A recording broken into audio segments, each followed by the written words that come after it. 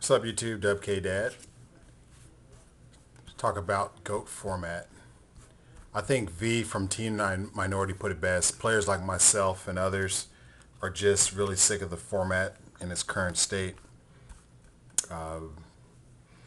It's just, after Nationals, I was just so disheartened, walking around the tables in between rounds, watching players with the plus 4 or 5 on their opponent getting savagely beaten because their opponent, topped their one outer or they topped their one Combolicious card, whether it be a Dragonfly or a Pot of Avarice in the Heavy Storm, then Rescue Rabbit. And, it was sickening. Underworld 667 told you guys that I was taking a break from YouTube for a while and I had my channel on private. I was just going to just sit it out for the rest of the format. I had stuff to deal with, but I'm drawn back. The upsurge and the rise and the need to play older formats has like drawn me in. And you guys have seen some of my older videos, best decks of the past format. And, I'm just in love with those times, maybe because I'm old and sentimental, and I like the memories and, that kind of thing. But I don't know, it's just something about those times, back in the day when you could savagely outplay your opponent and they would know they were savagely outplayed and they would know they were about to lose. That just doesn't happen now. And it's by design. Konami wants all players of any skill level to have a chance of winning at any given time. Whereas in the older days of the game, the more skilled player, almost always won simply because he was more skilled. And, while that makes for a healthy game, it doesn't exactly make for a very profitable game. So I can't exactly blame Konami for that, but I sure as hell can be mad about it. But going into this, let's talk about the monsters of the past. First off, Cyberjar. Cyberjar was legal, guys. You didn't see anybody run it, especially during GOAT format, mainly for this reason.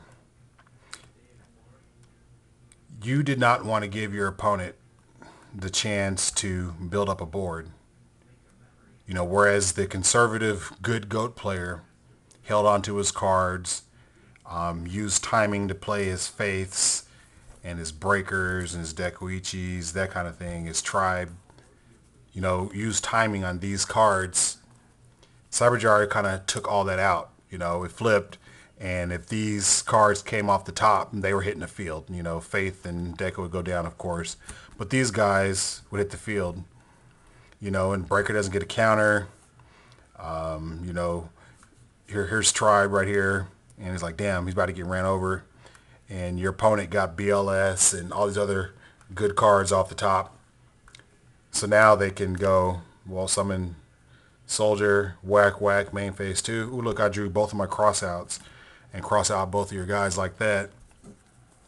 And, that was like the primary reason why Cyberjar wasn't ran.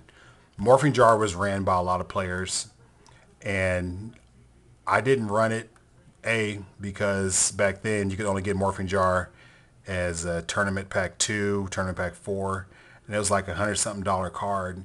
And at that time, I just was not prepared, nor did I have the ability to acquire cards that expensive. Uh, Nowadays, I mean, $100, oh, it's $100, it's no big deal. It's in mains, Rescue Rabbit, Tour Guide, blah, blah, blah, blah, blah. But, back then, that was just like, ugh, are you serious? How in the hell am I ever going to get that card? Zaborg came out in Ancient Sanctuary. People didn't play it at first. I don't know why. It wasn't the only tribute people played were Genzo and Air Knight. It wasn't until Soul of the Duelists that people started playing Mobius. Thessalos came out in Rise of Destiny. But, hitting that one card out of your opponent's hand when they had six, just wasn't that appealing. But Mobius, he took care of back rows. They were gone. They weren't just locked down like Jinzo locks them down. Mobius hits the field and it was gone. There was no Solemn Warning. There was no Valor. People didn't really play Divine Wrath because that came out in Rise of Destiny also. But, Mobius, he might get hit trap hole. He might hit a trap hole and a scapegoats, but that's okay. He cleared those two back rows and, he did his job. He's now a 2400 attack floater. If you hit the trap hole, he's dead, but clear those back rows. If you have a premature burial or call a haunted play, call in your Air Knight, start poking them goats, premature in your Air Knight, start poking them goats, whatever. And that's how it was played. Gravekeeper's Guard, really, really good card back then. Because remember, this was like the biggest normal summonable monster that people played. This and, Blade Knight. Blade Knight started to fall off popularity because, the hand size was just too unmanageable. You couldn't get yourself down to one card to get Air Knight, or to get Blade Knight at 2000 attack. So people just stuck with Breaker as being their big beat stick if they didn't use the counter. And, unfortunately, Guard had 1900 attack, Spy had, or 1900 defense, Spy had 2000 defense. So these are just walls that stood in the way. Basically your only out was to hit it with the Monarch, Jinzo, blow it up with Zabor, cross out. So you're pretty good if you went first and you open Guard and they had no response to Guard and you're able to resolve it and then just bounce their monsters away. And it's abusing the shit out of it with Tsukiyomi, like bounce, summon, flip, juke to my hand, my turn, bounce, summon, flip, return to my hand, my turn, bounce. You just over and over again. That was just so sexy.